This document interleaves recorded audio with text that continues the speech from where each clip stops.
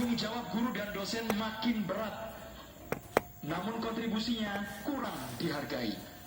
Meskipun anggaran pendidikan mencapai 20% APBN, kualitas pendidikan terhambat oleh kecilnya gaji, minimnya fasilitas, dan beban administrasi yang berlebihan.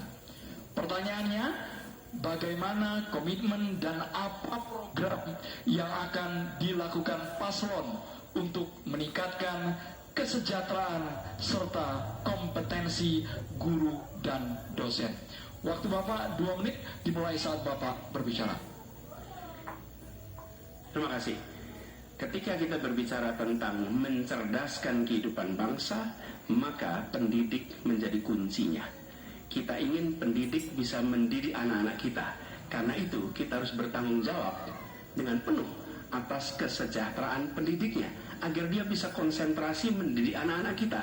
Prinsip itu harus dipegang oleh seluruh penanggung jawab kebijakan di seluruh Indonesia. Kalau kita punya pegangan itu, maka terjemahannya mudah. Terjemahannya ada pertanyaan, apakah tenaga pendidik di tempat Anda bertanggung jawab sudah mendapatkan penghasilan yang adil, penghasilan yang setara.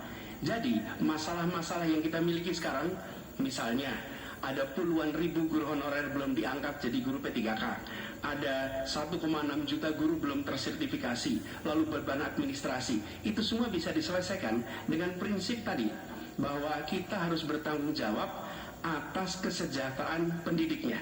Jadi program yang menurut saya harus dikerjakan, kita akan bersama kerjakan, adalah percepatan sertifikasi guru, pengangkatan 700.000 guru honorer menjadi guru P3K, kemudian beasiswa untuk anak guru dan anak dosen serta anak tenaga kependidikan. Jangan sampai mereka mendidik ratusan anak tapi anaknya tidak pernah bisa menyelesaikan pendidikan sampai tuntas. Kemudian penghargaan dan tunjangan bagi dosen dan peneliti yang berbasis pada kinerja. Dan yang tidak kalah penting adalah mengurangi beban administrasi. Dosen beban administrasinya luar biasa besar. Dosen itu mengajar, meneliti, melalui pengabdian masyarakat, tapi jangan diberikan beban administrasi yang terlalu besar. Jadi prinsipnya ada nilainya dulu yang kita pegang, kemudian ada turunan teknisnya, teknokrasi yang tadi saya sampaikan, dan kemudian bebaskan dari beban-beban yang tidak perlu. Demikian jawaban kami. Terima kasih. Selanjutnya kami persilakan kepada calon presiden nomor urut 2 Bapak Prabowo Subianto untuk menanggapi atas jawaban yang disampaikan oleh Bapak Anies Baswedan. Waktu Bapak 1 menit dimulai saat Bapak berbicara. Secara garis besar ya, secara objektif saya menilai jawaban-jawaban Pak Anies baik, bagus, relevan. Saya banyak setuju dengan jawaban tersebut. Mungkin maklum beliau mantan Menteri Pendidikan, begitu. Siap, Allah. Tapi enggak, saya sangat sependapat. Saya mau nambahkan bahwa kita harus mengaudit, mengkaji sekarang sistem kita ini baik atau tidak. Karena banyak sekali kebocoran-kebocoran dalam alokasi dana yang diturunkan sampai ke tingkat kabupaten dan sebagainya. Ini menyangkut memang masalah mental dan budaya banyak pejabat-pejabat kita. Jadi kita harus koreksi diri, kita harus audit, dan di mana masalah sistemik yang kurang baik harus kita perbaiki. Kita harus berani memperbaiki sistem yang kurang baik. Terima kasih. Masih ada waktu Bapak? Selanjutnya kami berikan kesempatan kepada calon presiden nomor urut 3 Bapak Ganjar Pranowo untuk menanggapi atas jawaban yang disampaikan oleh Bapak Anies Baswedan. Waktu Bapak 1 menit dimulai saat Bapak berbicara. Kalau pendidikan mau maju, maka fasilitas mesti diberikan. Negara harus hadir dan makin inklusi. Nah, ketika kita bicara pada pendidiknya atau gurunya, saya mau bercerita pengalaman saja. Ketika guru SMA, SMK, SLB diberikan pada provinsi, maka pada saat yang saya tanya pertama adalah, berapa gajimu? 300.000 Pak. Sungguh tidak adil pemerintah ini. Maka pada saat itu saya sampaikan, kasih gaji sesuai UMP yang ada di Jawa Tengah, UMK yang ada di Jawa Tengah, tambah 10%. Baru kemudian kita dorong proses sertifikasi dan peningkatan kapasitas. Kami punya aplikasi namanya Bolpen. Ini bimbingan teknis online dan pendampingan untuk memberikan bantuan kepada guru, memanfaatkan teknologi untuk memberikan pengajaran yang bermutu. Maka ketika praktek baik ini bisa kita lakukan, maka guru akan bisa bekerja dengan baik dan dia mesti dibebaskan dari persoalan administrasi yang menjerat.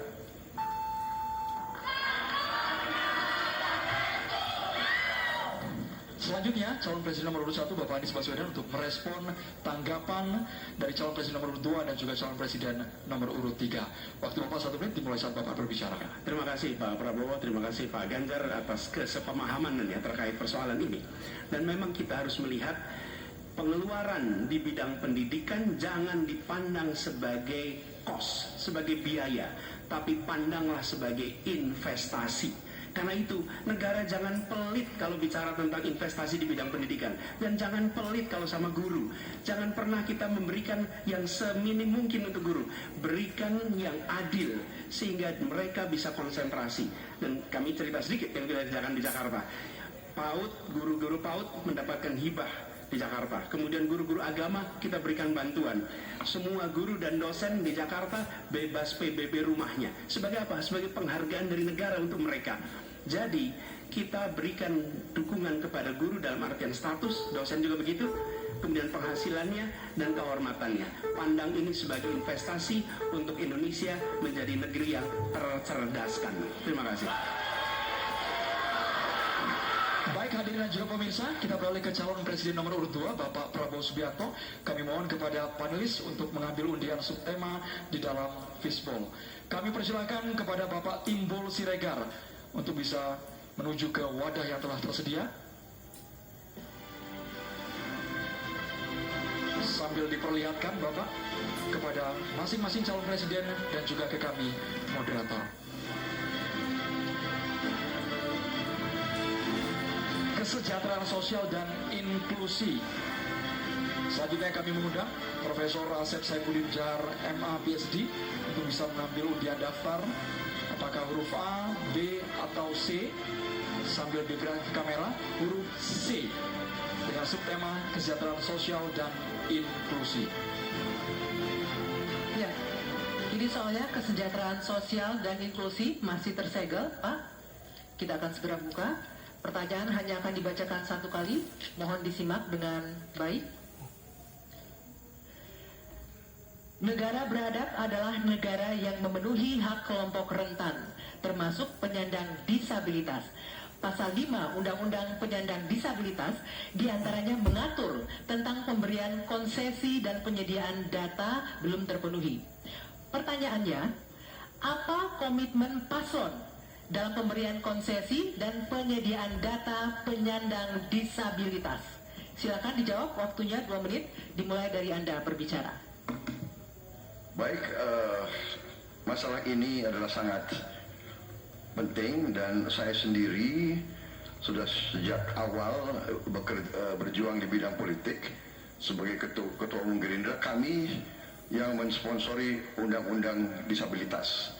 Kami termasuk yang mendorong itu lolos di DPR. Jadi kami juga berkomitmen bahwa kita harus memberi pendidikan khusus untuk mereka, membantu.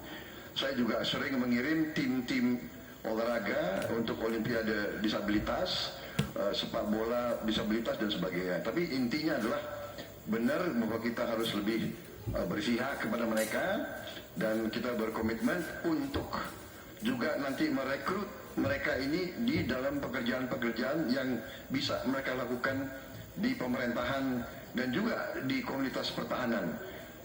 Ada bidang-bidang yang mereka dapat melaksanakan. Ya, sekarang kita juga bekerja sama dengan pihak-pihak luar untuk cari teknologi untuk membantu kaum disabilitas. Antara lain untuk membantu mereka yang penglihatannya berkurang cukup banyak, yang penglihatannya sulit. Dan ini sekarang ada teknologi baru yang bisa membantu mereka bisa hidup mandiri dan bisa bekerja hampir mendekati orang-orang normal. Jadi saya kira bahwa masalah disabilitas ini memang perlu ada suatu keberpihakan dari pemerintah. Terima kasih. Masih ada waktunya, Pak Prabowo? Cukup? Cukup. Baik. Selanjutnya saya akan kasih kesempatan untuk Capres nomor 3 menanggapi, waktunya 1 menit dimulai dari Bapak berbicara. Ini pertanyaannya soal data kan ya. Data dan komitmen kita terhadap data disabilitas. Yang pertama, negara harus hadir, tidak boleh alpa. Yang kedua, kita mesti menyiapkan data dengan baik. Kenapa kami pakai KTP Sakti? Satu KTP saja kita bisa profiling semuanya termasuk disabilitas. Maka kalaulah satu data Indonesia lalu kita cropping satu saja terkait dengan disabilitas, maka perlakuan kita bisa kita berikan apapun untuk mereka. Termasuk, saya mau cerita pengalaman saja, ketika merancang pembangunan, hadirkan mereka, kasih ruang pertama untuk mereka berpendapat. Maka pada saat itu semua akan mendengarkan apa kebutuhan mereka. Itulah yang nantinya akan keluar menjadi kebijakan publik, apa yang mesti disampaikan kepada mereka, sehingga no one left behind ini diberikan, dan mereka akan mendapatkan apa yang dia inginkan. Gitu. Ya. Selanjutnya saya akan memberikan kesempatan untuk Capres nomor urut 1, Pak Anies, menanggapi jawaban dari Pak Prabowo. Waktunya 1 menit, dimulai dari Anda berbicara. Ya, apa yang disampaikan Pak Prabowo tadi baik, izinkan kami meneruskan Pak Prabowo. Data ini diperlukan komprehensif. Kita harus tahu berapa, di mana penyandang disabilitas, dan disabilitasnya apa. Dan kita harus melihat bahwa membantu penyandang disabilitas itu bukan charity, tapi pemenuhan hak asasinya dan tanggung jawab negara. Karena itu kami mengusulkan, dan kami rencanakan, bekerja bersama dengan dinas di tiap wilayah, lalu bekerja dengan Dasawisna PKK yang tahu wilayahnya, mereka diminta mencatat sehingga tiap kabupaten, kota, provinsi memiliki data tentang penyandang disabilitas. Lalu alokasikan anggaran untuk memenuhi kebutuhannya. Ketika dia bersekolah, sekolahnya harus dimodifikasi, maka dinas punya anggaran untuk modifikasi, tidak membebani sekolah. Jadi siapkan datanya, siapkan anggarannya. Terima kasih. Ya, selanjutnya kami persilakan Pak Prabowo untuk merespon tanggapan dari dua capres ini. Waktunya 1 menit, Pak, silakan. Ya, sekali lagi kedua masukannya juga sangat relevan. Ya, saya juga sependapat. Tetapi memang sekali lagi bahwa pemerintah harus lebih proaktif investasi di sekolah-sekolah khusus untuk mereka dan mencoba teknologi khusus. Sekarang sudah banyak terobosan dalam bidang teknologi untuk membantu kaum disabilitas, mereka yang penglihatan kurang, mereka yang pendengaran kurang dan sebagainya, mereka yang yang tangannya sekarang sudah ada protese-protese yang tangan-tangan buatan dengan artificial intelligence dan teknologi miniatur. Jadi pemerintah harus lebih banyak pengeluaran di bidang membantu kaum disabilitas. Terima kasih. Cukup ya waktunya? Oke, untuk sesi selanjutnya pertanyaan akan diberikan kepada Capres nomor 3, Pak Ganjar Pranowo. Sebelumnya saya akan mengundang salah satu panelis, Bapak Tukiman Taruna Sayoga, PhD, untuk mengambil subtema dan tolong diperlihatkan kepada para capres serta ke moderator.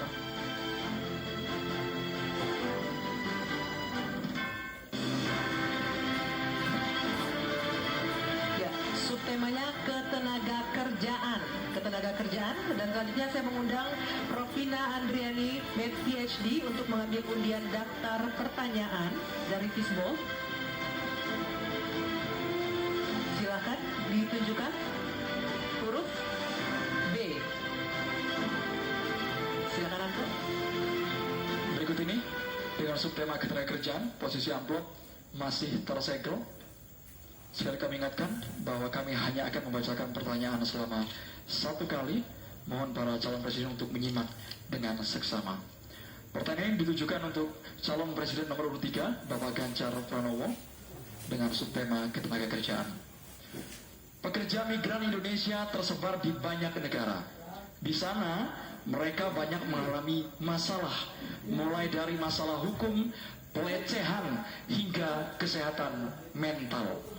Pertanyaannya, bagaimana strategi paslon menjamin keselamatan dan kesejahteraan pekerja migran Indonesia. Waktu Bapak 2 menit untuk menjawab dimulai saat Bapak berbicara. Silakan. Terima kasih. Kembali negara hadir dengan segala perangkapnya. Ada duta besar di sana. BP2NI ada juga. Kementerian Tenaga Kerja ada. Pemerintah daerah ada.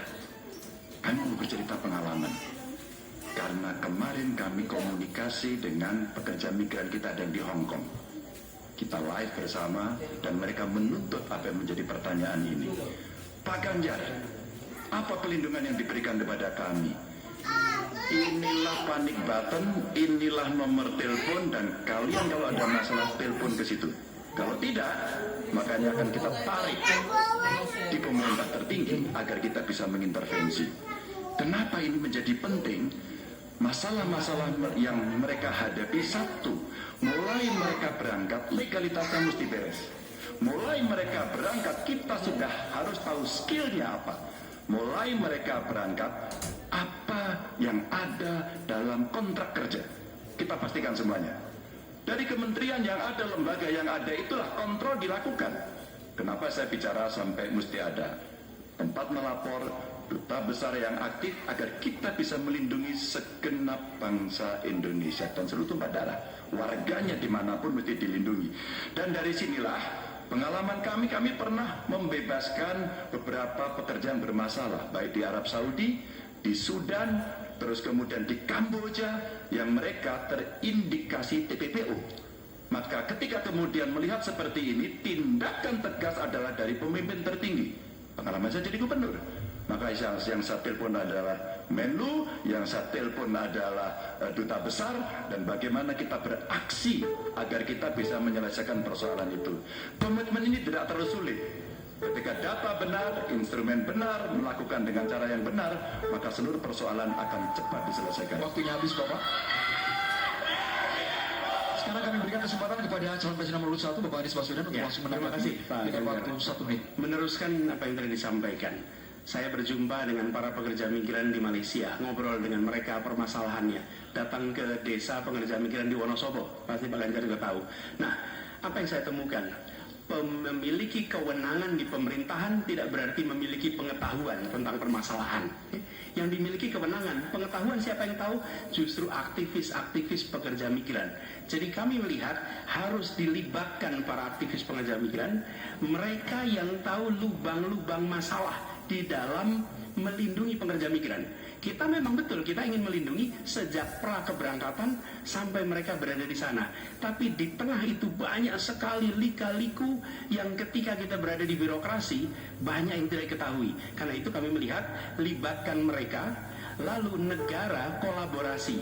Kewenangan dimiliki negara, pengetahuan dimiliki oleh para aktivis itu, kita eksekusi, melindungi dan memastikan mereka bisa hidup, bekerja dengan tenang di sana. Waktunya habis. Selanjutnya kami berikan kesempatan kepada Bapak Prabowo Subianto, calon presiden nomor 2, untuk menanggapi atas jawaban yang disampaikan oleh Bapak Ganjar Pranowo. Waktu Bapak 1 menit dimulai saat Bapak berbicara. Saya kok ya harus mengakui juga bahwa saya banyak sependapat dengan dua. Berarti apa ya, keberpihakan kita kepada kaum pekerja di luar negeri itu sebenarnya sama, semua benar. Tetapi menurut saya ada berapa kedutaan kita di beberapa negara kewalahan, masalahnya terlalu banyak. Jadi benar yang disampaikan Pak Anies, aktivis-aktivis ini sangat membantu untuk mengikuti dan membantu pekerja migran kita di mana-mana. Saya pernah pengalaman, saya pernah diberitahu oleh seorang aktivis, seorang perempuan, tentang seorang pekerja perempuan di Malaysia yang 2 minggu lagi mau digantung. Kalau tidak ada berita dari aktivis seperti ini, kita tidak bisa bantu dan intervensi. Jadi benar, peran aktivis-aktivis sangat penting di bidang pembelaan hak-hak pekerja kita di luar negeri. Mereka adalah pahlawan-pahlawan. Terima kasih. Waktunya habis. Mohon tenang hadirin sekalian. Kami persilakan kepada calon presiden nomor 3, Bapak Ganjar Pranowo, untuk merespon tanggapan dari Capres nomor 1 dan juga Capres nomor 2. Terima kasih atas masukannya. Karena udah banyak setuju ya baik-baik saja. Tapi lalu kita mesti memberangkatkan mereka dalam kapasitas secara legalitas dan keterampilan yang baik. Yang berikutnya lagi tentu saja kalau sudah kasus, namanya kasus, semua bisa terlibat.